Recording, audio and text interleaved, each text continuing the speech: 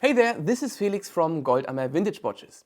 We've been looking forward to this video for a long time and we are really happy to talk today about a timepiece which means a lot to us. The Universal Genève Polerouter. As the first work of Grandmaster Gérald Genta, the Polerouter has a huge place in the hearts of the collector community. And it remains until nowadays one of his most desired and still affordable designs.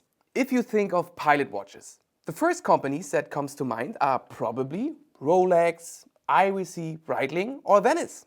Even if the Polerouter at first glance has a little to do with the most famous pilot watches, it is very closely associated with aviation. The Polerouter is a relic of the time when flights were still a real adventure for crew and passengers. After all, you never know exactly how long the roughly calculated fuel in the nostalgic tanks would really last and whether the landing on the bumpy slopes, which were still marked by the aftermath of the Second World War, would be successful. It all began in 1954 when the Scandinavian airline SAS, based in Stockholm, offered their passengers a new flight route from the European continent over the Arctic Circle to the North American continent. The so-called polar route.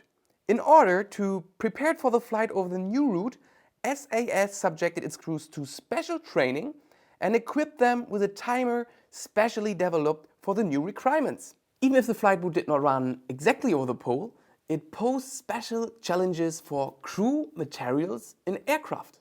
After all, the polar regions were a great strain for the mechanical and automatic watches of the crew and also the aircraft. The strong magnetic field at the poles could lead to the accuracy of the mechanical and therefore very sensitive timepieces. And this was not an option for the tightly timed flight calendar of the SAS. With a proud catalog of requirements for automatic watches, the company put out an order for the construction of a suitable timepiece for its own crew members so that the problems of magnetic field in the future should be a thing of the past. And was the company Universal Genève which was finally awarded the contract to design and manufacture this special pilot watches. In 1954, Universal also offered this watch to the general public and sold it under the name Polerouter with an A in the middle. This model was exactly the same model with the automatic caliber 138 SS, which the SAS crew also carried during the overflights. Only about 1 year later, the watch was finally renamed Polerouter with the E instead of the A. And this timepiece kept this advertising-friendly name until its production end in 1969. When it comes to watch design, there's perhaps no better name known than that of Gérald Genta. And for a good reason. Genta, who was only 23 years old at this time, was largely responsible for the design of the Polerouter. And only 3 years earlier, in 1951, he completed his education as a jewelry designer. And so the Polerouter was his first watch design and he absolutely nailed it. This design was to mark the beginning of a successful career as a watch designer. Other masterpieces followed, such as the Constellation for Omega, the Royal Oak for Audemars Piguet, the Nautilus for Patek Philippe, or the Ingenieur SL for IWC. This design is supposed to make him immortal for all time.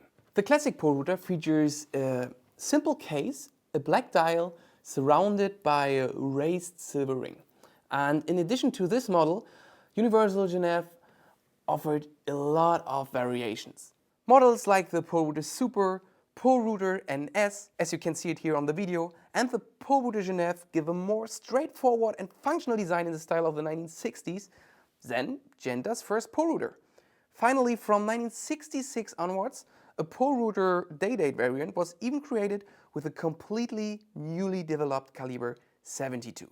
Polerouter models were available in steel, in 14K gold capped and 18K gold. Up until around 1969, Universal Genève continued producing variations under the Polerouter line, among them the Polerouter Jet, the Polerouter Deluxe, the Polerouter Compact, the Polerouter 3 and the Polerouter Sub.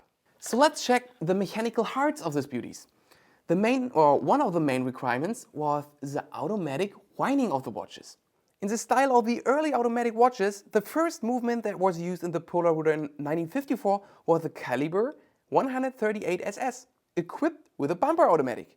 In 1955, Universal Genève equipped the Polerouter with a new 250 micro rotor movement. And this was one of the first of its kind, but not the first. In this movement, the flywheel was replaced by a very small rotor. The other being Hamilton Burin's planetary rotor found in their phenometric range. So University of Genève was not able to patent the movement until 1958 due to a legal dispute with Burin. As a result, early Polerouters with a micro rotor were assigned patented rights pending underneath the rotor. You can see it's an absolutely gem inside and beautifully finished. The gold-colored micro rotor, the turning on the plates, the gold-filled inscriptions, that all speaks to a watch that was carefully planned and highly thought of by Universal. This construction of an automatic movement with a rotor is still common practice today. Both constructions of the movements were of course characterized by their particular robustness and high accuracy, which were able to prove their existence even under the adverse conditions in the strong polar magnetic fields. By the end of production, a large number of continuously improved calibers were used with a micro rotor. The last movement with a classic micro rotor was the caliber 69, which was introduced in 1962 and was considered the thinnest automatic movement of its time. As the first work of Genta, the Polerouter is highly sought after by the collector community. Of course, this primarily refers to the first model, which is either puristic without any date window or something like that. Throughout its run, the Polerouter was positioned as a high-end watch in University of Genève's catalog. To put things into perspective, in the late 1950s, a steel Polerouter was priced the same as a Rolex Explorer. In principle, these models are currently readily available on the market, but really good examples usually flash only for a short time and are traded quickly. This charming dress watches offers a classic and contemporary design at relatively moderate prices. In general, the Polerouter benefits from the current renaissance of the 1960s dress watches, with a steadily increasing market for vintage watches, which is in some cases rising astronomically. The air in this segment quickly becomes thin. So that's all for today. We hope you enjoy this watch like we do, and yeah, have a great day and hope to see you in our next video.